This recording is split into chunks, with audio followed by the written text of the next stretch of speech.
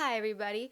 Welcome to the Bible Summary Series. Today, we are starting in Genesis chapter 17.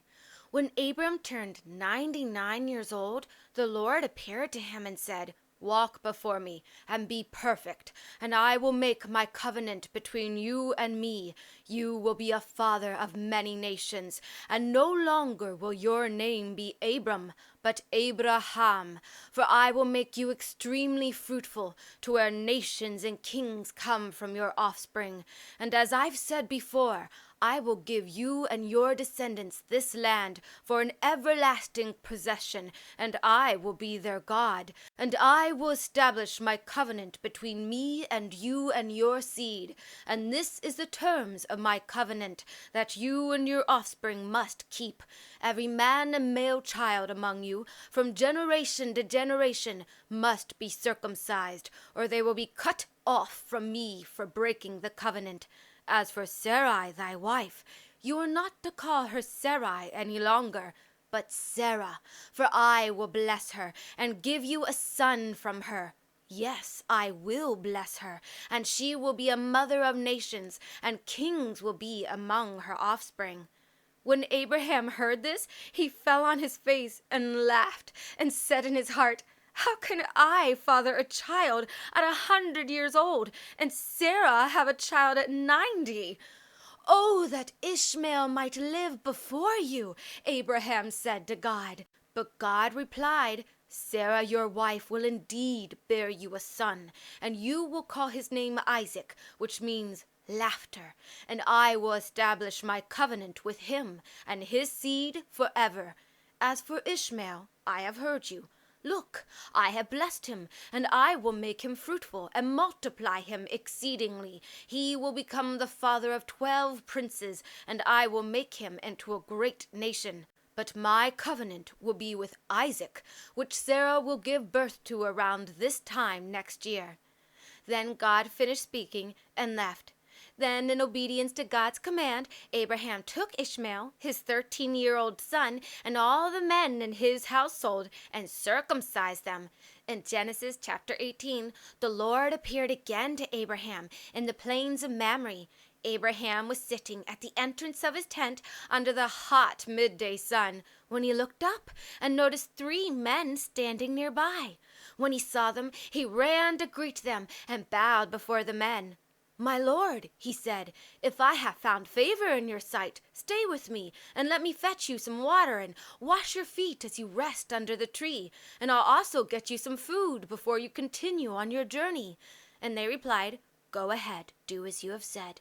So Abraham ran into the tent and told Sarah, "Hurry, take your best flour and make 3 portions of bread." Then he ran into the herd, fetched a calf, and gave it to a young man to butcher and cook it. Finally, Abraham took butter, milk, and the freshly cooked beef and set it before his guests. As they ate the meal, they asked him, "Where is Sarah, your wife?" And Abraham said, "She's in the tent."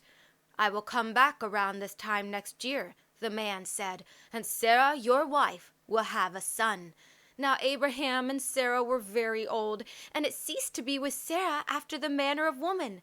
And Sarah, who was in the tent, overheard what the man said, and she laughed silently.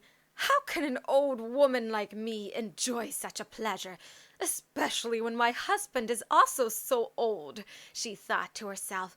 And the Lord said to Abraham, "Why did Sarah laugh, saying, 'Will I really give birth when I'm so old?'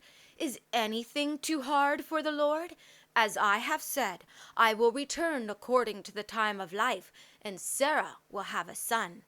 When Sarah heard him, though, she denied it. "I didn't laugh," she said, because she was afraid. "No," he said, "but you did laugh." Afterwards, the 3 men got up and gazed towards the city of Sodom, and Abraham went with them to send them on their way. As they were walking, the Lord said, "Should I hide from Abraham what I am about to do, seeing he will surely become a great and mighty nation, and all the nations of the earth will be blessed in him? For I know him, that he will command his children and his household to keep the way of the Lord, to do what is right and just, so that the Lord may do everything he has promised to Abraham." So the Lord said to Abraham, I've heard a great outcry against Sodom and Gomorrah because their sin is so grievous. Today, I'm headed down to see if they are as wicked as I have heard, and if not, I will know." At these words, the other two men, who were actually angels, headed down towards the city of Sodom. But Abraham stood in front of the Lord and said, "Will you also destroy the righteous with the wicked? What if there are 50 righteous people in the city? Will you also destroy them? Far be it from you to do such a thing, to slay the righteous with the wicked. Shouldn't the judge of all the earth do right?" And the Lord said, "If I find 50 righteous in the city of Sodom, then I will spare it for their sakes." Then Abraham answered and said, "Since I've started, let me speak further, though I am but dust and ashes. What if there are only 45? Then I will not destroy it. Suppose there's only 40? Then I will not do it for 40's sake." "Please don't be angry with me, my Lord," Abraham said. "What if there are only 30? And the Lord replied, "I will not do it if I find 30. Since I've already started speaking to you, my Lord, I ask, suppose there are only 20? I will not destroy it for 20's sake." One last time Abraham said, "Oh Lord, don't be angry with me, and I will speak only this once more. Suppose you only find 10. And the Lord answered, "I will not destroy it for the 10's sake." And with that, the Lord left, and Abraham returned to his tent. In Genesis chapter 19, the two angels arrived at the city of Sodom late in the evening, and Lot was sitting in the gate when he saw the two men. He rushed to his feet, ran to greet them, and bowed down to the ground. "My lords," he said, "come with me to my house. Wash your feet and stay there for the night. Then you can rise up early in the morning and go on your way." But the men replied, "No, we'll stay in the street tonight." But Lot strongly insisted, so they finally listened and went to his home. And Lot made them a feast and baked unleavened bread, and they all ate together.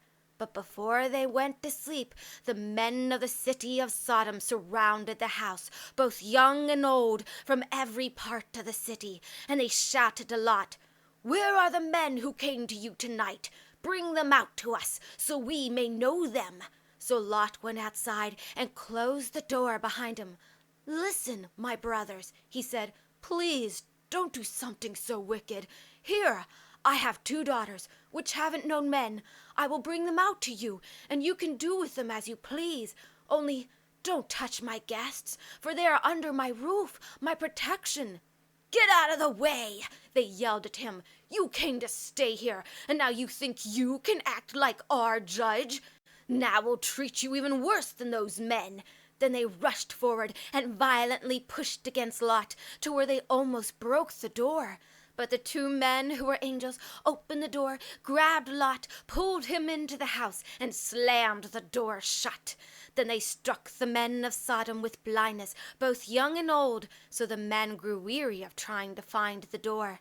Inside the house, the angel said to Lot, "Do you have any relatives living here besides you? Son-in-laws, sons, daughters? If you do, you must get them out of this place quickly, for the cry against this place has grown so great that the Lord has sent us to destroy this city." So Lot ran to tell his daughter's fiancés. "Quick," he told them, "get out of this place. The Lord's going to destroy it." But the young men thought he was only mocking and joking with them. Finally, when the morning dawned, the angels pushed Lot to get out. "Get up," they urged. "Take your wife, your 2 daughters, and leave right now, or you will be destroyed along with the city." But Lot hesitated. Then the 2 men grabbed his hand, the hand of his wife, and the hands of his 2 daughters, because of the Lord's great mercy, and dragged them to safety outside of the city. "Now go," they said. "Run, escape for your life. Don't look behind you, and don't stay anywhere in the valley. Escape into the mountains, or you will be consumed." But Lot protested, "Oh no, not into the mountains, my lords. Please, listen, you have shown great mercy and kindness to me by saving my life, but I can't escape to the mountains, because some disaster will surely happen to me, and I'll be killed. Look, there's a small village near here, and it's a little one. Let me escape there. Is it not little? And my soul will live." And the angel said, "All right, I will do as you have requested and not destroy the place you've mentioned.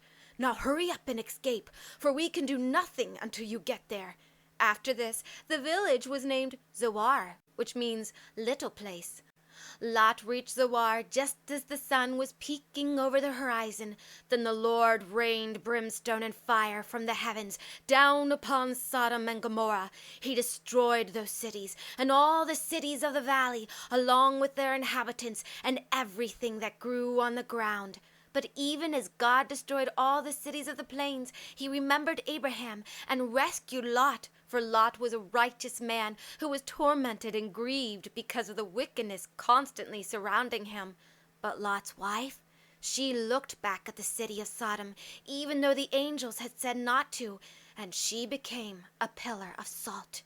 Early the next morning, Abraham rose up and went to the place where he had stood and talked with the Lord. And he looked out toward Sodom and Gomorrah and toward the valley, and he saw pillars of smoke billowing out of the land like smoke from a furnace.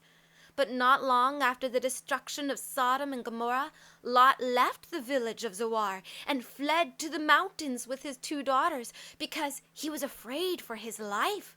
And he ended up living in a cave alone with his 2 daughters. And the firstborn daughter said to her sister, "Our father is old, and there's no men left in the area to marry.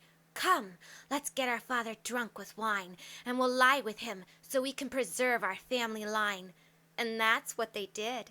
They made their father drink wine that night till he was drunk, and the firstborn went in and laid with her father. And he didn't have a clue about it. On the next day, the younger sister did the same thing. And again, Lot was so drunk, he didn't know when she lay down or when she got up.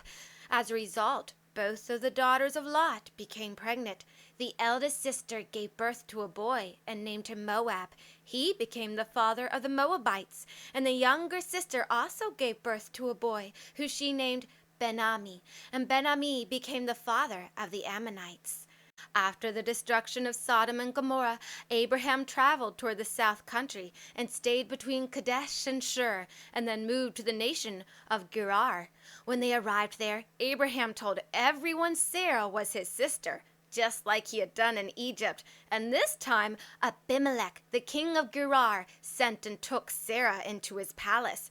But God came to King Abimelech in a dream by night and said to him, "Behold, you are a dead man, for the woman you have taken is another man's wife." But Abimelech had not slept with Sarah, and he said, "Lord, will you slay a righteous people?